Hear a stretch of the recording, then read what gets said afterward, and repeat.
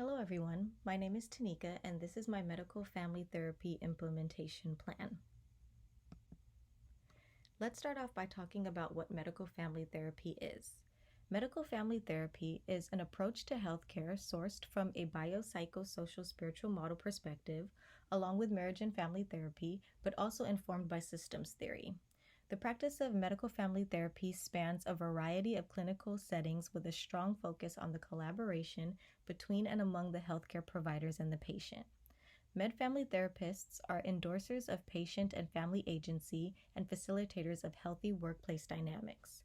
A basic premise of medical family therapy is that there are no psychosocial problems without biological features, and there are no biomedical problems without psychosocial features.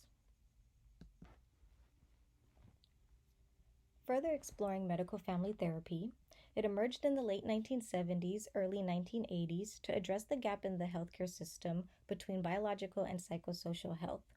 Clinical, academic, and administrative professionals in the healthcare field began to recognize the importance of collaboration between medicine and behavioral health, which resulted in a growing relationship between family medicine and marriage and family therapy practitioners. Across the country, different family therapists worked together with family physicians and began publishing on family-oriented care and collaboration. In 1992, the term medical family therapy first emerged in the literature by McDaniel, Hepworth, and Doherty in a text titled Medical Family Therapy, a Biopsychosocial Approach to Families with Health Problems. In 1996, the biopsychosocial spiritual model was created by Wright, Watson, and Bell. At present, the underlying biopsychosocial spiritual lens and emphasis on collaboration with the medical family team remains hallmarks of medical family therapists. The first accredited medical family therapy doctoral program was established in 2005 at East Carolina University. In 2018, the Association for Marriage and Family Therapists published competencies for family therapists working in healthcare settings, which can be used to guide training and evaluation metrics for medical family therapists. In the United States, there are currently 2 PhD programs for medical family therapy and 7 medical family therapy certificates, specializations, or concentration tracks in marriage and family therapy graduate programs.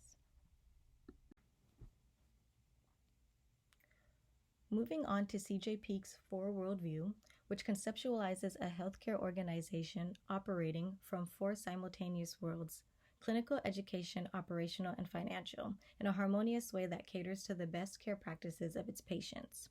He emphasizes the importance of each world not only having its own function, but also its own language that should be translated in ways that other worlds can understand. Clinical is what we do. It is centered around clinician-patient relationships and operates with patient care, populations, and health at the forefront. The overall outcome is to provide the best, most effective healthcare treatment to all patients. Educational is why we do it.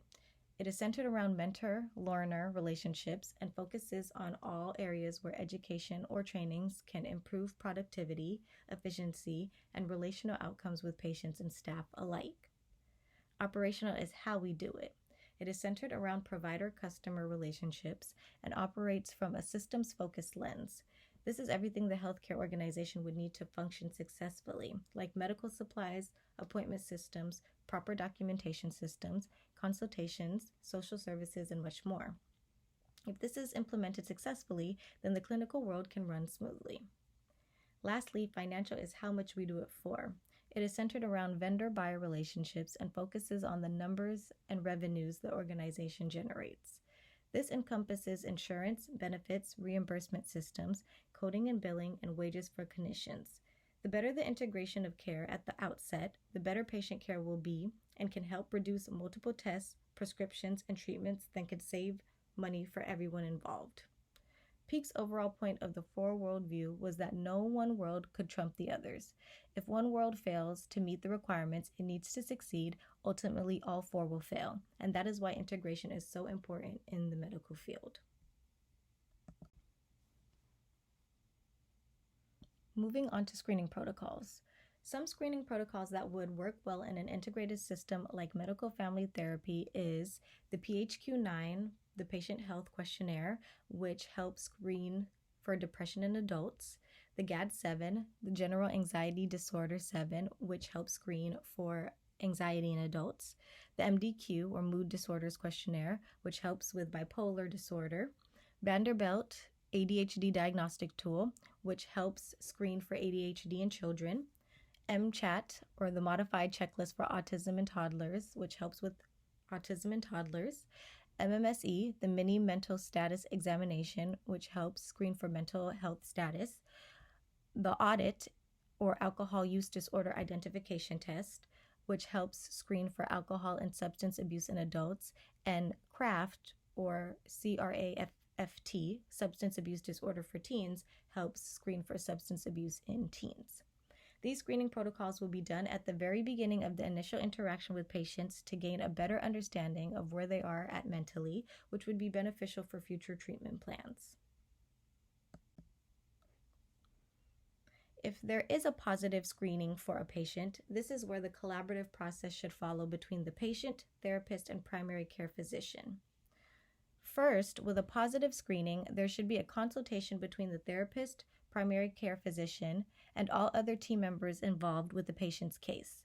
Consulting on the best ways to handle the next steps would help everyone be on the same page of continuity of care.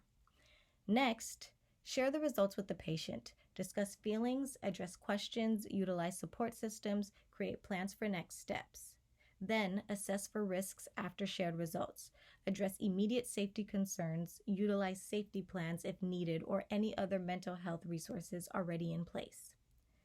Then, schedule follow-ups. Make follow-up plans to check in, address any questions that arise after the news settles in, provide additional resources, update the team with any necessary information that comes up after talk with patients, and always document. Keep records of everything that transpires before, during, and after results are shared. Now we will talk about some behavioral health interventions that could be used in an integrative system like medical family therapy. Some of these interventions, like problem-solving therapy, primary care, cognitive behavioral therapy, interpersonal counseling, and behavioral activation, have proved to work wonders for patients experiencing depression and anxiety.